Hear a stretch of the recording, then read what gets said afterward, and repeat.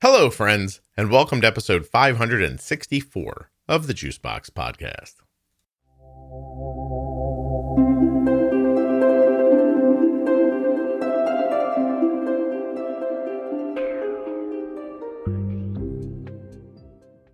Friends, today I'm back with another episode of the Diabetes Variable series with Jenny Smith. Today's topic, as you saw in your podcast player, is pump site placement. Please remember while you're listening that nothing you hear on the Juicebox Podcast should be considered advice, medical or otherwise. Always consult a physician before making any changes to your healthcare plan or becoming bold with insulin. Jenny Smith is a guest on the podcast, but she has a real job at IntegratedDiabetes.com, where she helps people with their diabetes in exchange for funds and goods, as capitalism works. IntegratedDiabetes.com. Ask for Jenny. Now that I'm thinking about what I just said, I don't think you can exchange goods for services with Jenny. But, I mean, you could ask. Try to trade a lamp for a better pre-bolus time. Are you a U.S. citizen who has type 1 diabetes, or a U.S. citizen who is the caregiver of someone with type 1? Please, if you are, go to t1dexchange.org/juicebox. Take the quick survey, help the podcast, help people living with type 1 diabetes.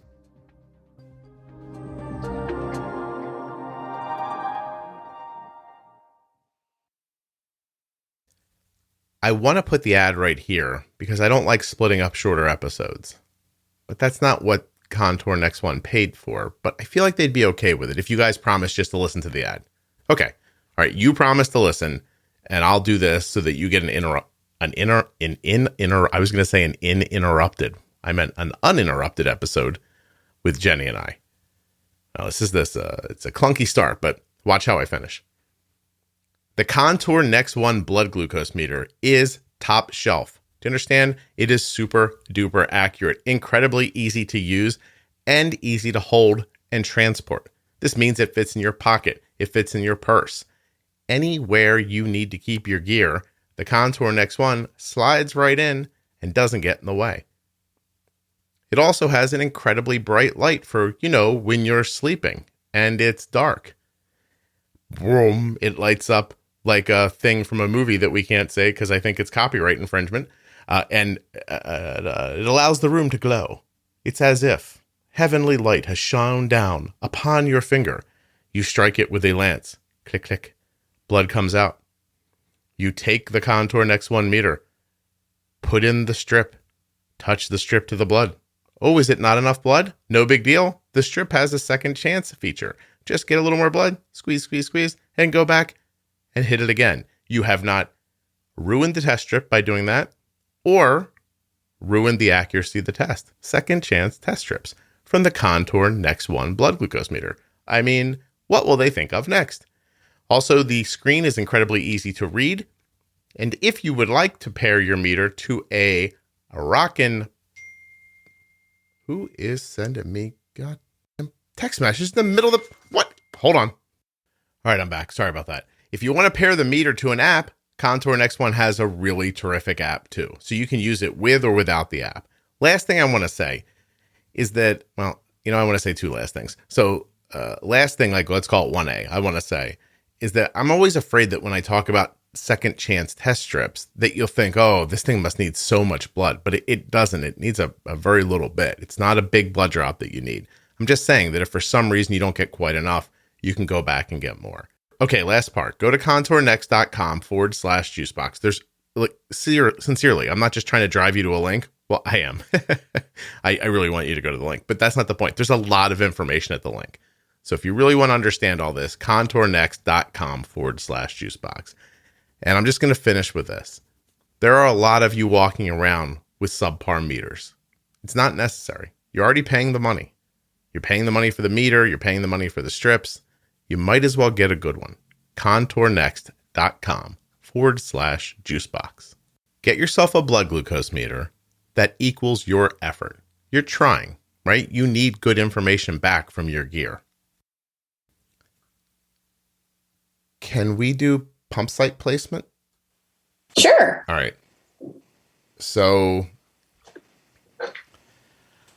it always feels weird to start over when we do these strings of them.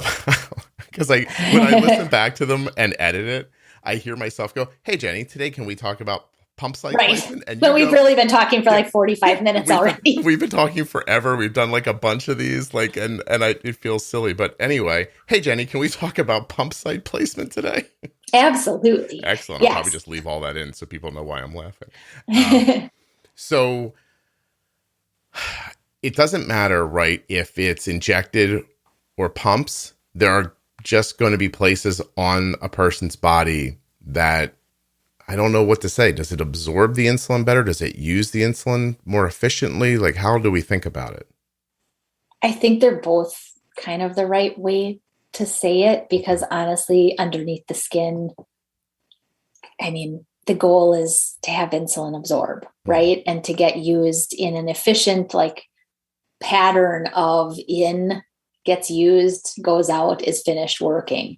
I mean, many people on pumps, I think, more than people using injections, will start to notice places on their body that definitely absorb the best, and other places that they get good use out of, but they might actually have to have a secondary basal profile that's notched up a little bit more, because they just don't quite meet the same glucose targets with the same basal from, let's say, a stomach site versus a butt site, or, whatever it is. And then there are some people who can't use certain sites at all. I mean, I personally cannot use my leg. It just doesn't work for me. I either get occlusion alarms or the site hurts. And I've also noticed with that, then it's just not getting absorbed accurately enough, I guess, is the easiest way to kind of explain it. It's much less consistent absorption there. So I just don't use my legs. Do you think that's because, do you think there's a reason to point to? Do you have like a stronger leg? Is it muscular? For me, I truly believe it's because I just have pretty much just muscular legs. I mean, I've done biking and dance and lots of things over the years, and I continue to run and do yoga and bike. And I think it's that. Now, the interesting thing is that I can wear a sensor on my leg. I just can't put a pump site with insulin there. Okay. Is there anything about, like, I've heard people say over the years, and I've never understood if it was true or not, like, I can't put my pump near like the, muscle in my thigh or towards a larger muscle, because the muscles, they feel like the way they say it is that the muscle's burning up the insulin, but I don't imagine that's, isn't it just that there's not enough like fatty tissue there to move it around, or no? Well, muscles they've got a vascular nature to them, right? So they've got lots and lots of vessels that contribute to keeping the muscles doing what they're supposed to be doing and supplying nutrients and everything into the tissue, right? Whereas fat is just, I mean, you've probably seen pictures of like fat blobs, right? It's just like fat. It's like human styrofoam balls. Right. Imagine a styrofoam ball. That's a good idea. So when you have insulin infusing pretty close to a muscle, let's say, and this is kind of general, you would expect potentially that you are going to get, if you haven't gotten occlusion from nicking a vessel and getting kind of a clot at the end of the cannula, then the muscle, because of the nature of vessels, you may actually get faster absorption in an area. Okay. So I've in particular noticed, if I've ever had a site that has bled after I've taken the site out, but it wasn't really like, it wasn't painful. There was no reason to change it prior, but it just was one of those like gushers that you like pull out. And then I look back at the couple last days and I'll be like, yeah, my blood sugar looked pretty perfect. Like, it was almost like I didn't have diabetes. Like, it was just all working like so beautifully that I felt like, this is just it. I'm just at like this beautiful like point, right? And then I see, oh, well, there's the reason. It was right next to my butt spine. So you think, so that is almost like you're in a very tiny way mainlining the insulin a little bit.